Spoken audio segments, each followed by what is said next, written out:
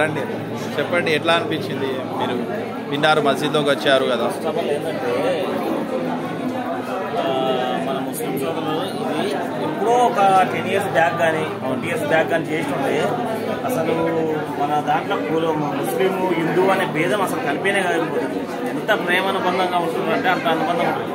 ఇప్పటికైనా చాలా లేట్ అయిపోయింది, బట్ ఇప్పటికైనా మన ముస్లిం సోదరులు బాగా మంచి ఒక నాలెడ్జ్ కానీ ఇట్లా అందరికీ మనకు హిందువులకు కానీ అందరికీ సమస్యలను తీసుకుపోవాలనే ఒక పాయింట్ తీసుకొచ్చిన చాలా సంతోషం అనిపించింది. కొంతమందికి ఏంటంటే మసీదులో ఏముంటుంది కొన్ని విషయాలు తెలియదు.